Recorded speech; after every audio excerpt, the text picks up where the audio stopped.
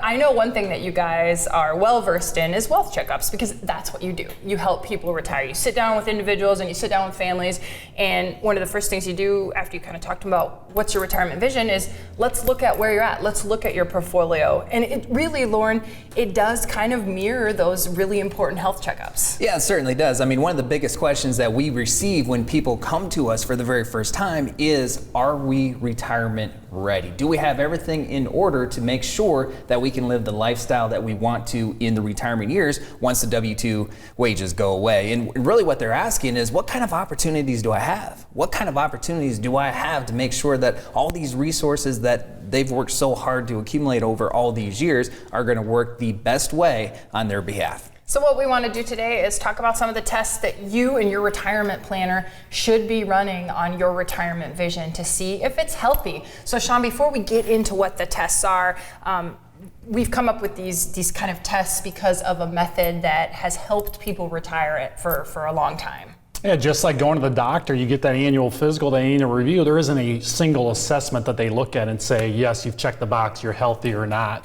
That's part of the process that we've developed as part of what we do with our retirement planning process and working with our families. We have the 5 principles of the Merkle retirement method, and as we develop these plans, as we do this retirement checkup, we're going to be following the 5 principles, and we're going to be looking at different aspects and different measurements of success for your health and wealth. Yeah, and one of the key differences between going to your annual health review versus your annual wealth review is most people don't like to go to the annual checkup to see the doctor. No. But most people love coming in here to go through their wealth review because it does represent opportunity to make things even better. Not only do they get to discover on how on track they really are, but what can we tweak here? What can we tweak there to make it even better? So it's actually a really positive experience for most people, and they look forward to it. Yeah, and my doctor still can't, make me younger. So there's that. The things you're like, oh, can I just be a little? So the thing you can do is you can help people again change and get a little bit closer to the retirement vision, or boost that retirement savings. So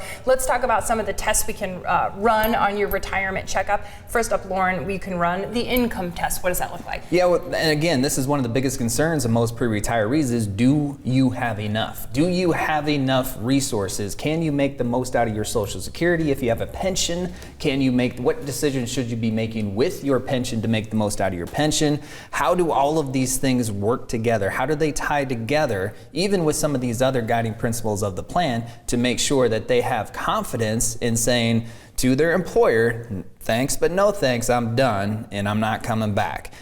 Most people just want to retire one time. So you get one chance to get this right. There's a lot of decisions that pre-retirees and retirees have to make. Many of those decisions are permanent decisions, which is why that income test is so important. Do you have enough? If not, let's maximize your Social Security a little bit more. If not, let's do this decision with your pension. If not, let's do this with your investments to make sure that we can get a little bit more income. All of that goes into the income test to give you the confidence to say to your employer, thanks but no thanks. Chawn, I have to imagine a tricky part though. So Loren's talking about the income. I'm going to go back just a little bit and say, do people come in and go, how much will I need? How do you start answering that question before you look and say that they have enough? Yeah, it is often top concern. Concern number one, do I have enough saved, and what is enough? So it takes having that plan, looking at your expenses, really identifying, figuring out what is a typical month look like for your life.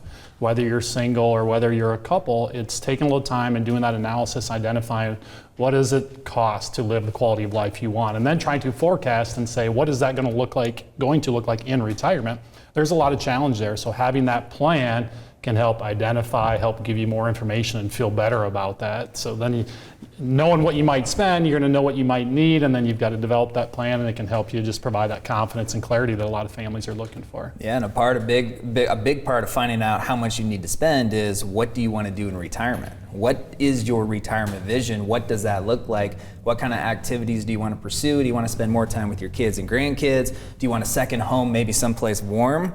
Do you just want to go someplace warm for a couple months out of the year, maybe January or February? What is your retirement vision? What's your activity plan, that's going to lead you to the direction to determine what you actually need to spend, and then that helps within that overall income test and answer the question, do you have enough? And the next test on your retirement checkup is the risk test. So what does that look like, Chawn? The risk test, looking at the market risk, looking at investment risk, and helping our families evaluate their investment portfolio. I tell you what, this can be a lot of fun. This is one of the areas that we talk about having a lot of fun. We know that focus in that accumulation stage, you're worried about just saving the money and you're putting it in some investments. Maybe you only have certain options in your 401k plans.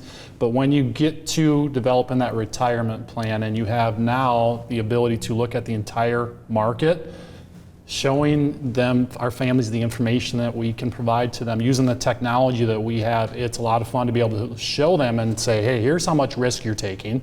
It may or may not be exactly what you thought you were taking. And then we even take that one step further. We take that risk level and then put it in context of actual numbers. If you have a $1 million portfolio, can that $1 million portfolio potentially go down to 900,000? Could it go all the way down to 500,000? That is information that is very valuable, and we use it heavily as a part of developing this comprehensive retirement plan for our families. I like that Chawn talks about risk and he's excited about it, because when I think risk, I think scary. I think like, oh, bungee jumping or something like that. But he sees risk as an opportunity. So how does that work? Well, I think what he's talking about is it's exciting to have this conversation because it's an important time to realign expectations as far as how is your portfolio going to react when the market does this? How is your portfolio going to react when the market does this? When you're in your pre-retirement to retirement years, this has to be a clear conversation. When you're 30 years old and your portfolio loses 30%, your portfolio loses 30%. When you're 65 years old and you're taking income from your portfolio and it loses 30%, that could destroy your retirement.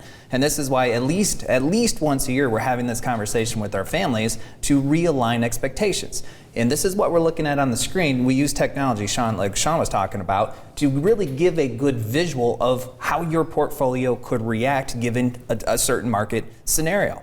And what you're seeing on the left-hand side is this is what you're comfortable with risk. This is what you say to us that you are comfortable with risk. And on the right-hand side, what you're saying, that's your actual portfolio risk. And those needles need to be aligned. Your comfort with risk needs to be aligned with how your portfolio is going to react. But if it's not, this is where we do that realignment, because portfolios do move. Some positions do better than others. And so your risk